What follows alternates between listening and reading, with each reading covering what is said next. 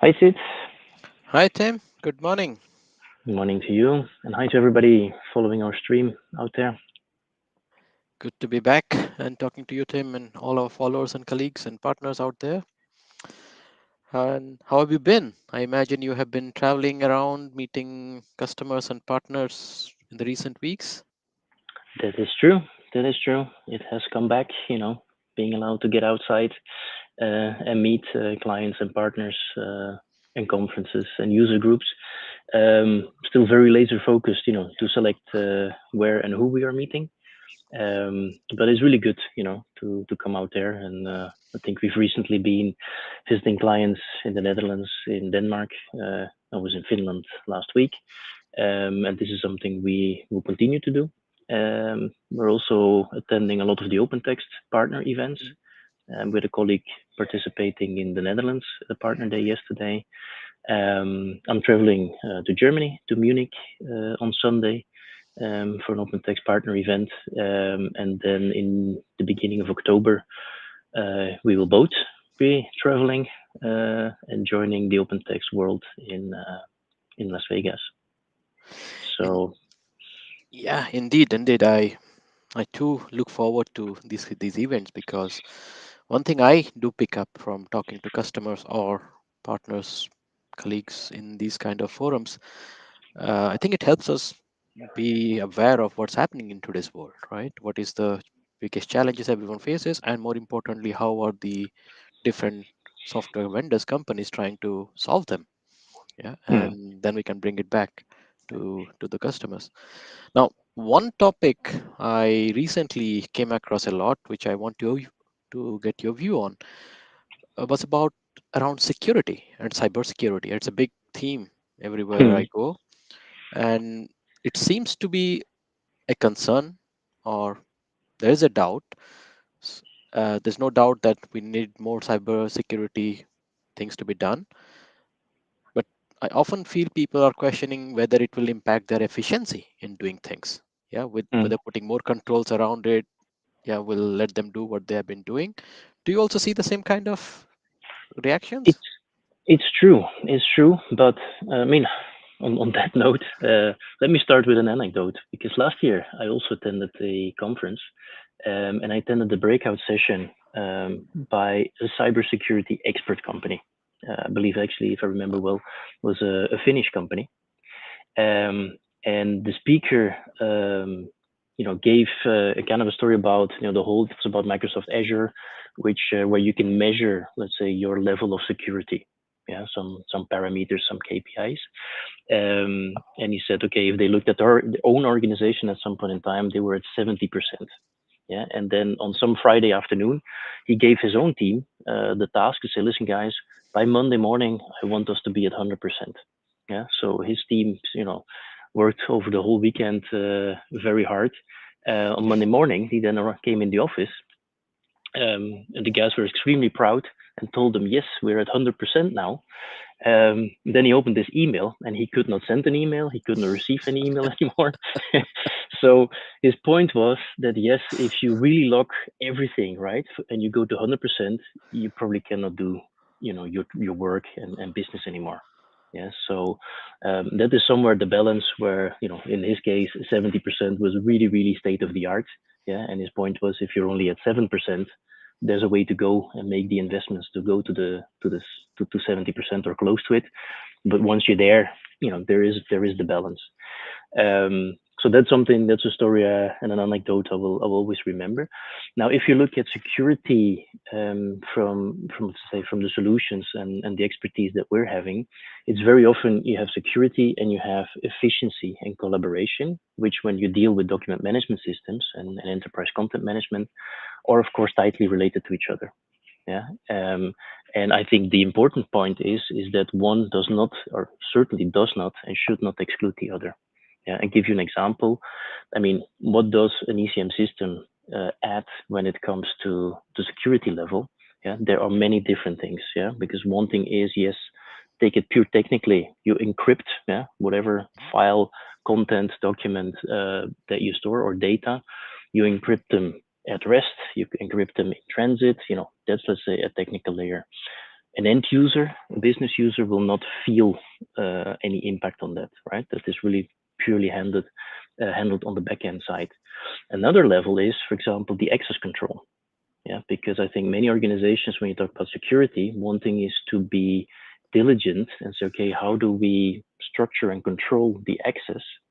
Yeah, and then you do need solutions which are quite granular on how you define the authorizations and the permissions. Yeah, and then again, and there already you could come into place where you could argue, yeah, but does it sometimes overlap, yeah, and limit a mm, person from doing the business? Yeah, but there I would argue if you're dealing with sensitive content, yeah, because it all starts with classification, yeah, before you even look at permissions, it starts with classification, because a business content that is publicly available, yeah, you should not spend a lot of time, to tune your permissions. But then it goes from public to internal, and then all the way down to maybe even confidential. Yeah, where mm, even IT admin may not have access. Yeah, and you can then even on a very granular level, define security clearance levels and all of that on specific files. Yeah, and that's not static. Yeah, because might you have a compliance case or you get a legal case, you might put your content on hold, have to protect it, and that can be very dynamic. But there I would say, if an end user might say, okay, I get impacted, yeah, there's a higher focus on security, but it impacts my business actions, there's probably good reasons for that. Yeah, okay. I mean, but it should not, let's say, I think the most important thing is really to have the control, because if you just leave it out there unstructured, yeah, with no permissions and no control, that is where I think the risks for a company and organization is super huge. Because one thing is you can define everything up front, and yes, you can take some actions, but nobody can predict everything. The next level is to say, do we really keep trace and do we have audits on who has done what mm, and when and where? Yeah, and there I think it becomes extremely relevant for internal use, for the externals, and the collaboration. Yeah, because I think the days where when you are collaborating with an external business partner, whether it is a client or it's a subcontractor or another business partner, I think times where you just exchange everything per email and mm, attach the file. I mean, those days should really be over, although they are not. Yeah, mm. yeah. Because I don't know if you know, but what is the biggest challenge when people are collaborating? One of the biggest challenges. Documents, sharing documents, Yeah, but what exactly? like The email big, attachments and trying to get yeah, control of them. the biggest challenge that is faced is working and looking at the same or the right version of a document. Mm, It's simple version control, right? And now version control in current times yeah, is not something super fancy and exotic and new, but that is the biggest problem, because when you start to exchange, let's say, an email with an attachment, you're running immediately risk that somebody has updated and mm, there's a new version, which is the more recent mm. one, and somebody else looks at another one. Yeah, Okay. and it's not far away. I mean, I see this happening everywhere. So that is one of the bigger challenges, and that's one. I mean, that's a very good argument to stop sharing emails and attachments. Yeah, but point to a link, and today with the cloud sharing options, yeah, that are there, they are secure, and they then guarantee that whoever is collaborating, whether it's reviewing or editing or approving, is looking at the right version of a Very document. interesting. I mean, when I listen to you, I it becomes clear to me that security kind of is can we can look at it in two ways. One is getting access of an external party to your network, so to speak, right? And how do you secure that? That was the anecdote about sending Mm. emails. Now, when you talked further, it becomes clear to me that once you have protected your outside walls, how do you make sure that your content, your data, your documents are also secure? And that, in a way, is about doing the document management strategy or the ECM strategy correct, with the correct permissions, authorization, file folders, etc., and linking it to your business process. So if you have a good ECM strategy along with the technical firewalls that you need, it doesn't need necessarily mean that your efficiency will be reduced. Yeah, that Correct. was what I gather. I mean, it's a very interesting message Exactly. here because Yeah, okay, and then I think we are in a great position to help our customers with this roadmap. Yeah, because this is we exactly certainly what are. we do. No, we certainly are. Yeah, and sometimes ECM, although it's nothing new, or content services, still sometimes a little bit unknown. Yeah, Mhm. in the market, and there are, let's say, from where we sit, some very obvious advantages, right? Like real-time editing and collaboration, and even then automation, right? Because once you do one action, why would you manually have to send it on? If you indeed, like you mentioned, the word business process, also extremely important. Yeah. Now, a lot of ad hoc collaboration is also happening and should be, of course, allowed as well.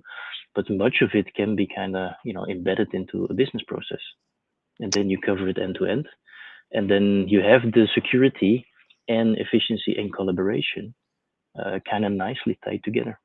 Yeah, and it's a super super interesting concept, um, for documents, for information, but also for data. Yeah, because as I Mhm. said in the beginning, every file that you want to have under control, and if you have sensitive information, I mean, you do need to tag it, right? And so this is a sensitive document for whatever reason, which basically means you get the metadata, as we call it, some attributes, and that's metadata that's very often synced and related to another application. Could be a CRM system or it could be an ERP system. Um, so that's a very, very powerful, and I think a very big untapped potential that many organizations have not been focusing on. Very interesting. I'm really looking forward to the upcoming events where we are planned to go to see what more is happening in this field and meet people, right? Absolutely, Also to see what are they facing and how they are solving those in different parts of the world. absolutely, absolutely. And I'll be presenting also at the Open Text World in Las Vegas. We'll have a breakout session touching in short on these topics as well, but not on a theoretical manner. We'll bring a real world client case and example, Very from interesting. one of our good clients, who's really state of the art in this world, and it's a super good story. Yeah, to say, well, it's not just PowerPoint and strategies, yeah, and principles. It can really be done in the real I world.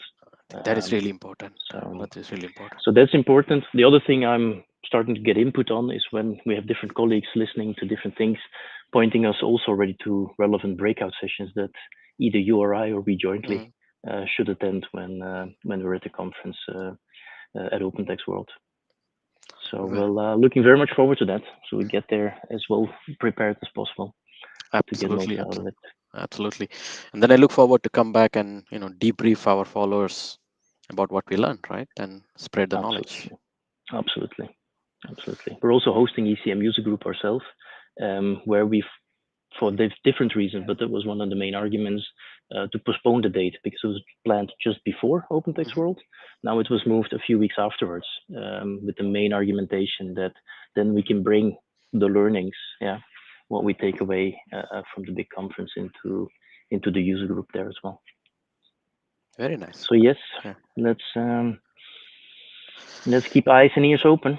absolutely, Tim. Yeah, No, it was great having a chat with you about various things happening around us and what we are engaged with. And so I wish you a rest of the day as beautiful and productive as ever, as you always have, and look forward to see you again soon. thank you very much, Sid. Thanks to you as well.